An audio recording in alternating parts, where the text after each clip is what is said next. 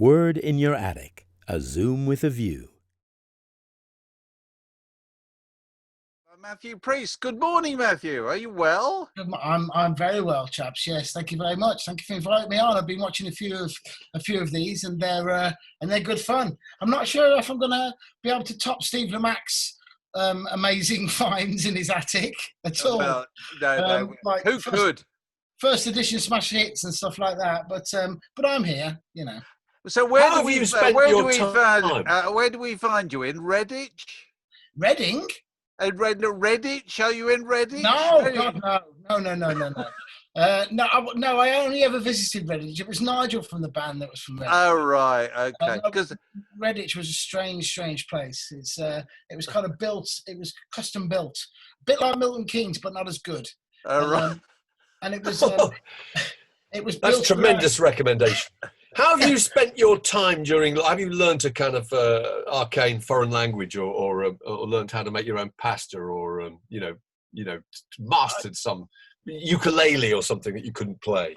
I did actually, luckily, learn how to make pasta before the lockdown. I've got a pasta machine, and it sounded terribly middle class here, but it's very good. It's very nice. Right. Homemade pasta. It's the difference between instant coffee and fresh coffee. It's that kind of distinction, I think. So yeah, I have been making pasta. Yes, I haven't gone down the route of gardening yet. I think that's a cul-de-sac I'm never going to go down. I think I'm never going to have enough time in my life to do gardening. You know. Right. Also depends if you have a garden. Yeah, it does. So we're lucky we do have one. But no, I've been something I've always wanted to do. Quite a few of my friends play poker, and I've played it over the years, but never, regularly, or just in the back of a tour bus. So I've been doing that, and that's been good fun. That's been really. My missus has been sort of looking a bit suspiciously. I bet she is. So, yeah. For money? Is this for money? Yeah, you can do it online. You can do it online for money. Yeah, you can. What could go wrong there? Exactly. This is the seventh stomach of hell that you entered. What's wrong with that, chap? What's the matter? It's actually really good. I can see why my friends got addicted and lost all their money and their families. I can see why it happened. No, it's actually very, very interesting game. It's more psychological and it's very political, and it's all about strength and how your mood at the time and keeping a steady. It's very good. I like it. I'm really getting into it. And my friend who's particularly good to the point where he goes off to Vegas. He's actually a radio plugger, same kind of idea. And he goes off to Vegas. He tries to go once a year, so he's very, very good. I was in a game with him the other day, and I beat him. So as far as I'm concerned, I can retire now. Oh, you're in the pros. Well, doesn't Victoria Corrin?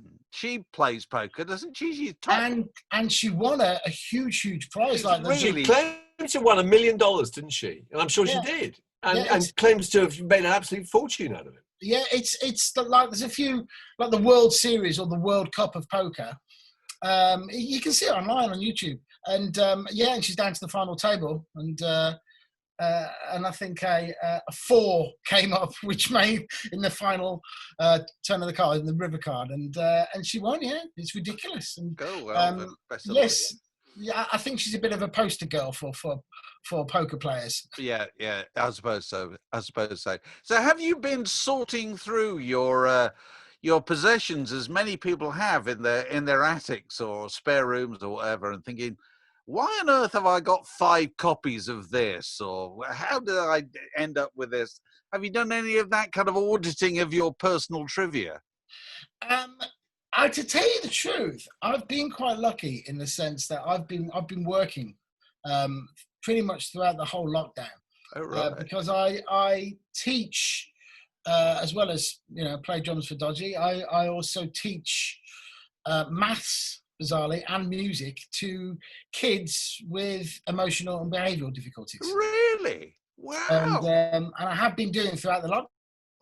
I mean, teaching kids with emotional behavioural difficulties, it's been Dodgy for 30 years. Has given me a unique skill set. I bet. Deep end training. I thought, I've got all these skills. What do I do with them? And I've been doing it for about 6 years, which has been a godsend, to tell you the truth, in this period, because it's kept me busy, it's kept me going, and also kept wages, of course. Because no, of course. So paid. you're a qualified teacher. I am now a qualified teacher. I got qualified last year. Right. And when I first started, I was like, am I going to be able to juggle both? You know, it's. But of course, as you get to our stage of our career with Dodgy, you tend to just play the festival times. Yeah, sure. And weekends, because so it's school holidays, isn't it? You know what I mean? So it kind of works out. And if you're honest and you're good at juggling, then you can do both. And it's been really important for me to be able to keep me sane. No, sure. And surely in the fallow periods, it's, as I said, it's been able to keep some money coming in. You know? So you teach maths, and what else do you say? And music. Well, I say music, but drums, essentially. Yeah, right. But for kids who've been through trauma and kids who've sure. a tough time, drums is a godsend, to tell you the truth. Yeah. And you're doing that online now, obviously. So you're teaching drums via Zoom or whatever. I've done a couple of Zoom lessons, but no, I mean, I've been doing a couple of maths things online as well. But no, I've actually been going into school, because that's great. It's the government guidelines where that you with vulnerable kids, that you've got to keep giving them an education. You've got to try and keep, because you don't necessarily want some of those kids to be spending a lot of time at home. No, absolutely. That's terrific that you've done that. It's funny, when Mark, before you came on, Mark and I were talking about everybody's teaching everything at home at the moment via Zoom or whatever. My next door neighbour is a fencing teacher. So I heard him last night. I was out in the garden. I heard him last night going, and lunge. I love that. Lunge, parry. That's right. Just sort of surreal.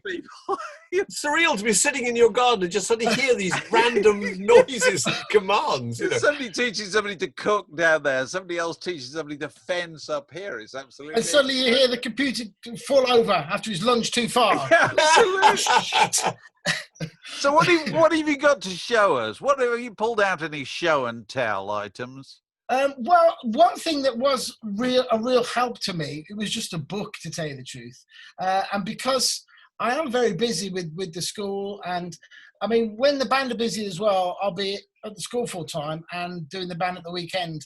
And there's sometimes I don't really have a day off, which is fine. I'm not complaining. It's good. But having the lockdown, the enforced lockdown, which I mean meant that we were having a few more days off than normal. We're still going in like 3-4 days a week. Is that I've got a backlog of books as long as your record's behind you, David, and managed to pick up on because of social media. I'm very, very guilty of not finishing books or not starting as many books as I'd like to, because it's too easy to just flick on Facebook or Twitter, and before you know it, it's half an hour and you're asleep or whatever. So all those precious times where you would have read a book, you're not doing that, and it's I think a lot of people are getting the same idea there. So, but there's one book that I managed to fit. I actually started it before he died. But then, for some reason, I stopped it. But it's this book here. Right. Which one's that? Is that the Dylan Jones one? No. It's by David Buckley. Oh, right. Oh, right. Okay, yeah. I've read that one. Strange Fascination. And so, of course, I picked it up again after he died. And it was essentially all the stuff he did with Lou Reed and that brilliant Berlin period that I really wanted to get the nuts and bolts on. I did stop reading it around the Tin Machine period. I did stop. I'm sorry. Sorry, David. You see, I would have thought that the disasters are more interesting than the triumphs. If somebody's written about a disastrous period, I want to read about it. No, absolutely. And I did read about the Tin Machine, and he got through that. And then I think he did White Noise, Black Tie or something after that, with Nile Rodgers. Also, the key thing about Tin Machine, I think, it was a disaster, wasn't it? And then didn't they do a second album? Yeah. I think there were 2 Tin Machine albums, which is an extraordinary thing to have done. Yeah, it's really bizarre. I mean, and this guy, David Bowie was doing his best to kind of, he wasn't trying to Smile. defend it, you know, but he was doing. I mean, the music biogs that I love the best are the ones that don't blow smoke up the artist's arse. Yeah, There's a great one of Neil Young called Shaky. I know it's a good book. Yeah, and it's great because he's really got his opinion. He's almost as opinionated as Neil Young himself, and you kind of want that, you know. You want that bit of edge to it. Yeah, I can't remember who wrote that book, but it is a very good book. Jimmy McDonough or something like that. Yes, Jimmy. Yeah, and Neil Young fell out with him very badly afterwards. Well, I think he fell out with him during the process of the book. He agreed that he was going to do it, and then halfway, and it's great. I mean, he doesn't lose his love for him, but it's spiky. It's so subjective, which is good. But this is great, and you know, and it was. So I've been kind of immersed a little bit in for the last year, really, of and then during the lockdown of David Bowie, and just rediscovering albums that I think I'd bought, or my brother had bought, and my dad had bought over the years that I never looked at, which are albums like Diamond Dogs, and I'd never gone down that route, you know, because my favourite album was always Hunky Dory, and I'd never ventured down Diamond Dogs and Station to Station and things like that. And through this book, you read about the background of it, and you think, well, Diamond Dogs is quite a phenomenal album, and I think the first one he almost did by himself, you know, he did a lot of the guitar himself, and Station to Station, I was always a bit, when I was a kid, I remember going, that's a bit weird. It sounds a bit harsh, and you know why, the amount of drugs he was putting up his nose. But So did you inherit records from your father, you said? Yes, I was lucky. I was lucky to get albums and stuff. He was very much into music. He was. I remember I went to see Duran Duran. I'd seen Duran Duran 3 times before I was 13. And I remember he was a little bit put off by this. My dad was a hairdresser, and he adored music. And he was a bit put off by the fact I'd seen Duran Duran 3 times. And I think I'd come back after the 3rd time. And they played Birmingham City Football Ground. Round about, 1983. So I think they just released Is There Something I Should Know, that wonderful song of theirs. And he came back and sat me down. And said, Math, I can see that you're a fan of Duran Duran and all that, but I need to play you this. And he played me Family Affair by Sly and the Family Stone.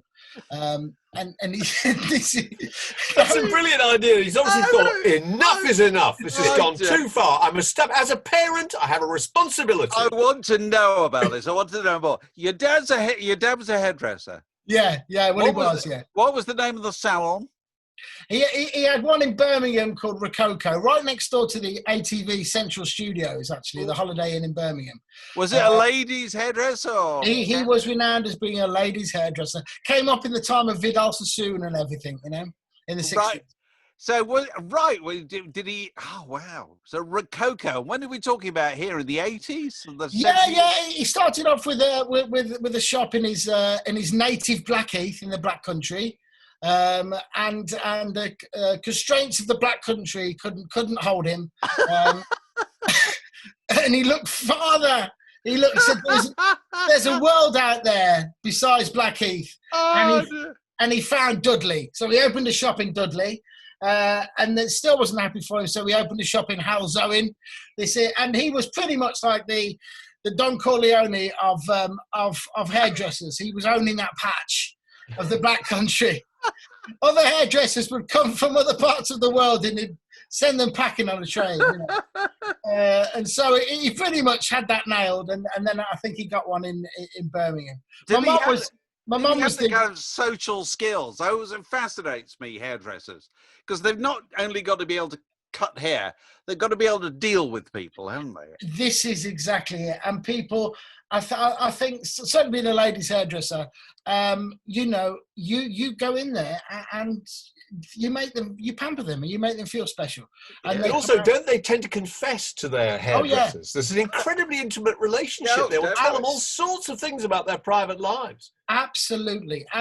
And, you know, and they have romance, as in they have love for the hairdresser. I mean, there's some certain ladies that my dad you know, they were completely distraught and heartbroken when he said he was stopping, and he was because my dad's, as soon as me and my brother left the house, my mum and dad, they sold the shop and sold the car and whatnot, and just went backpacking around the world. They just saw. Oh, really? Yeah. So they just went, no, well, if you're going to do it, we're going to go, and it's their way of dealing with us going and whatnot. So, and they backpacked around India and Nepal and Amazing. and then came back, and strangely enough, Birmingham didn't quite have it after they beat to Kathmandu and India. After their gap year. Came back to Birmingham and went, oh, no. So they moved to I think they went as far as they could do, and they went to Land's End. They got to Cornwall and found a place right on Sennen Cove, which is right near Land's End, and that's where they've been since. No. Oh, really? That's to get away from you. That's basically how to solve the problem of what happens when your children leave home. Because if you stay where you are, they'll come back. Yeah. So oh, yeah. Parents obviously solved the problem by selling up, getting as far as possible away. Yeah, no, and also what was brilliant, I mean, it wasn't intentional, but them being away for essentially about 2.5 years, and they're gone. I left with Nigel from Dodgy to go to Birmingham, the pavements paved with gold, and I had nowhere to go back to. So it was a case of where it might have got tough and gone, oh, you know, Mom would have gone, come back home, you know. Yeah. I literally had to have Christmas with a friend or not at all, and so I didn't have anywhere to go. You know, isn't it? Doesn't Johnny Rotten say that? I've not read his autobiography. Doesn't he say this in his autobiography? That's exactly what happens to Johnny Rotten. His parents kick him out. His father says he did me the greatest favour he could ever do. He thinks his son, he was 15, he thinks he's such a waster and such an idler and such a ne'er-do-well that he actually throws him out of the house and doesn't allow him back. And Johnny Rotten is kind of homeless. And he said it was the making of him, completely.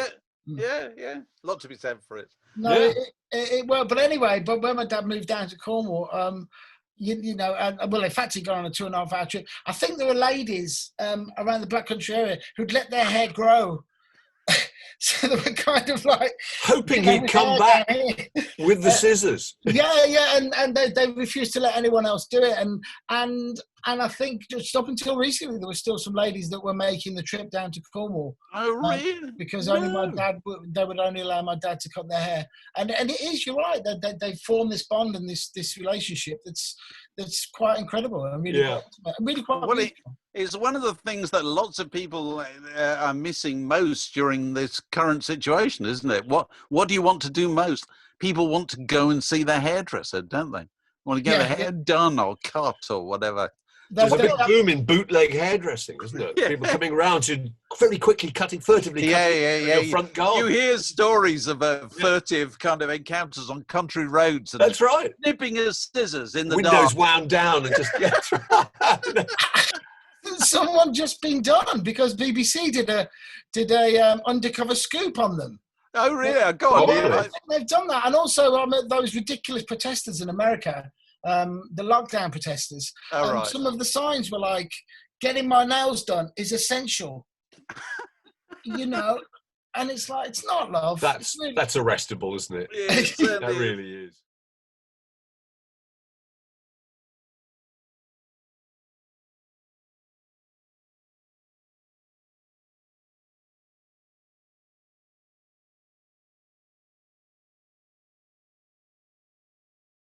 So show us some old. Have you got any old records there?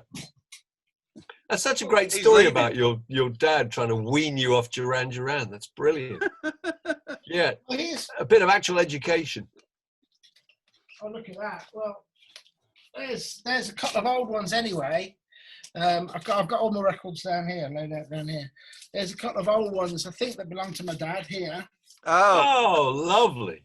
Magical Mystery Dawn. And I think the original help. Is that a mono help? Is that mono? Where would it say top that? right hand corner, I would think. Top right hand corner. No, it can't. Don't worry. Oh, it looks like it's PMC. Well, Magical Mystery Tour, a very underrated record. It's got All You Need Is Love on it. It's got Hello Goodbye, hasn't it? Has it got Hey did. Bulldog? I can't remember now. Your Mother Should Know, Blue Jay Way, Full on the Hill. Yeah. No, exactly. And also another great one that it wasn't really a Beatles album, but again, it's got fantastic songs, is Yellow Submarine, because it's got Baby You're a Rich Man, All Church, and all those songs that, you know, a lot of people sort of look down their nose at. But I love things like All Too Much by George Harrison. Fabulous. Cod psychedelic masterpiece. Yeah. Now, I've got this one, which is this one here. Oh, yeah. And bizarrely, I don't know what's happened. I'm only, look at that, it's gone. The vinyl, and I don't know if it's amongst my others, I don't know. You got to go through everything here, get them all out of their sleeves, and check that you've got the right ones in there, because it's not as bad. It doesn't happen as often with LPs as it happens with CDs all the time. Yeah. And I don't play CDs at all now, which is really interesting. That I'm playing a lot of vinyl because it's such a beautiful thing and great experience. And my son, who's 20, adores vinyl, and he's played a lot of vinyl, but no CDs at all. Strangely, because it isn't part of the thing about CDs is that you can't see them playing. And therefore, some of that magic's gone. I mean, I think it's about the actual business of the great tablet itself revolving, and you can physically see it making that noise. No, absolutely, and also, why if you've got Spotify, I've got Spotify, you know, which is, you know, quite frankly, just incredible, really. I mean, I can't deny it. I mean, as an artist, I'm not getting paid a great deal from it, but I'm sorry, but I can find any track ever, which is wonderful, and it's the same digital quality as a CD to my ears anyway, to my poor drummer ears, it's the same digital quality, whilst a vinyl is not the same quality. It has that warmth and it has a different sound. Yeah, and I want those scratches on some of those old records as well. I realised yesterday my CD player, which I must have had 15, 20 years, it's starting to play up. And so it's kind of making an odd noise occasionally. I have to turn it off and start it again and so forth. And I think, what am I going to do? Am I going to buy a new CD? Would you bother though? Would you bother to buy another one? Because I've got thousands of CDs. I'm not getting rid of the CDs, so I've got to have something to play them on. And apparently they're quite hard to get, CD players. People tell me you can get CD drive things. I've actually got one here for my computer, which means I can burn CDs onto it. All right, okay. And you also play CDs and play DVDs, and they're like 20, 30 quid. You can pick those up, but it means that it's essentially just a USB. So if you've got something that'll take a USB, then you can just buy an external one. Yeah. But the reason why I got this is because this was the first album when me and Nigel from Dodgy first met, as it were, where I was in a band called Sensation of the Mind back in 1985, 86. I'd like to be at the meeting where that was arrived. That's the one. Sensation of the Mind. What else was on the list when Sensation of the Mind? Yeah, what did you reject? What was rejected? This, and I'll never know why this was rejected, guys. And I'll write it down just so you get a real good idea of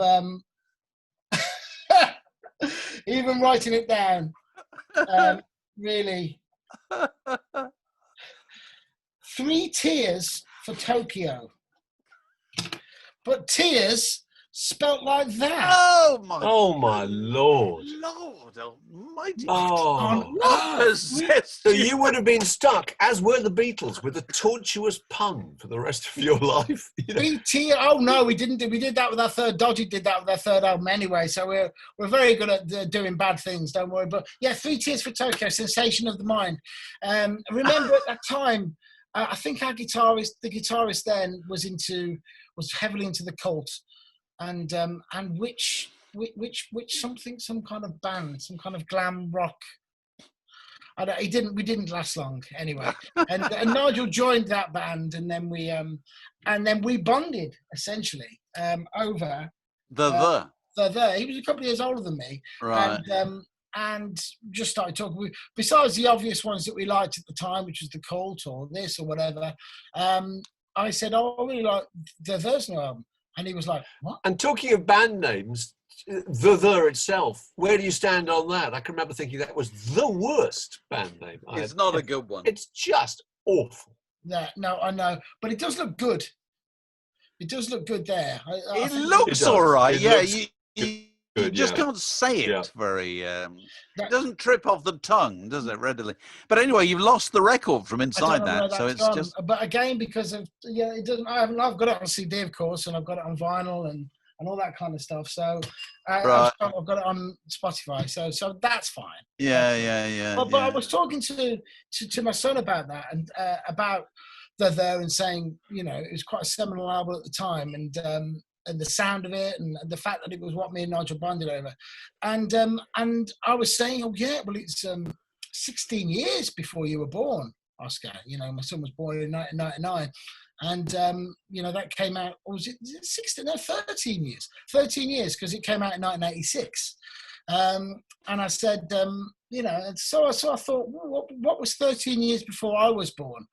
And it was 1957, and the year Elvis broke, 12 years after the war had ended, and it's when you start going down that route, it's quite scary, really, Well, it's a special kind of mathematics you can do with popular music, isn't it?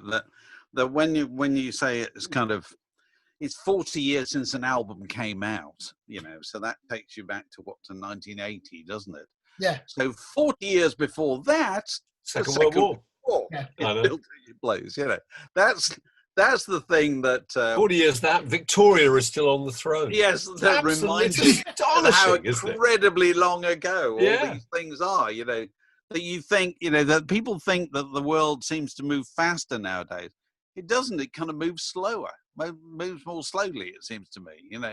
Yeah, because it's just the way things are. No, exactly. So another thing I'll do is he's going to get a lamp. No.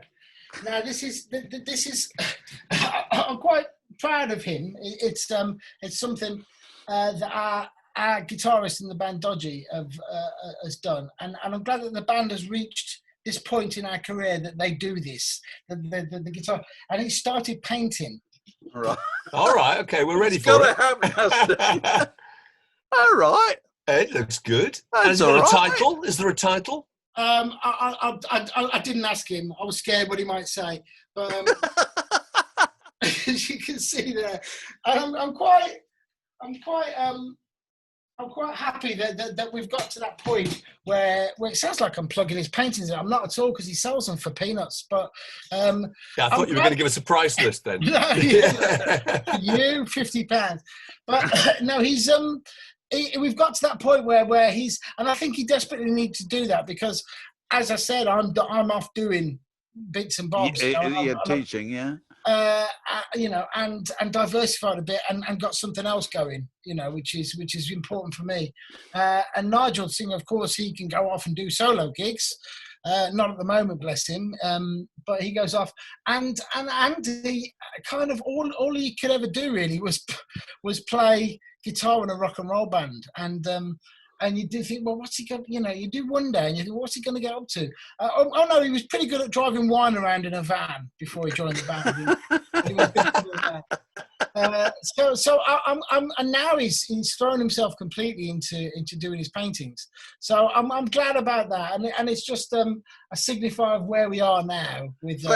So are you finding, that do you talk to many musicians who have found another string to your bow in terms of teaching, which is a really good thing? And have you spoken to other musicians who've similarly found other things to do, not just because of the lockdown, but because just generally it's very hard to keep it's hard to keep as a full-time job, as a full-time musician, isn't it? Yeah, it's. I mean, as I said, just with the thing that I'm doing is that I found that I can do both, and one feeds into the other, and it's really, really important. And I feel that one keeps me alive, and one makes me feel alive. You know what I mean? No, fair enough. And one does play, and I know certainly with the teaching, if I didn't have the release and the other life that the band gives me, I wouldn't be able to do that. I think I'd probably get bored. But Alan from Shed 7, bless him, he's carved a bit of a career for himself doing speed quizzing, which you do it on your phone, and I think you can do it remotely, and he'll go into a pub and he gives them a quizzing system instead of just a pub quiz with people writing it down. It's all on the mobile phone now, and he's set that up, and it's called speed quizzing. Bless him. Really? So he's a quiz entertainer, really? A quiz entrepreneur, maybe. I think he's one step further. Really? But he doesn't run the quiz. He's not the guy actually asking the question. Yeah, he does everything. Oh, he is? He's in the whole thing? He's developed the technology Oh, okay. Oh, really? to go on your mobile phone. It's called speed quizzing, and I did one the other day with I think Danny from Supergrass, Mark from the Blue Tones. It was a Britpop spectacular, and Alan was hosting it, and we all did it on his technology, and it worked. Not many glitches, and it was great. Right. So no, he's done that. I don't know whatever else is. You only ever tend to bump into people from that era at festivals and things like that, and you don't tend to be talking about what they do in the spare time. No, but it's not. I mean, it's not so much spare time, is it? It's just another thing you can do, isn't it? Yeah, no. You know, because you can't. It's not just in the future. I mean, you know, it used to be making records and doing gigs. Well, now it's been doing gigs. Well, for the next year or so, is it even going to be doing gigs? Yeah, no. You're going to have to be something else, isn't it? No, exactly. And I think what they're finding with a lot of new indie bands that are coming out as well is that it's accepted that it's a second job. That that you have something else that you're doing as well.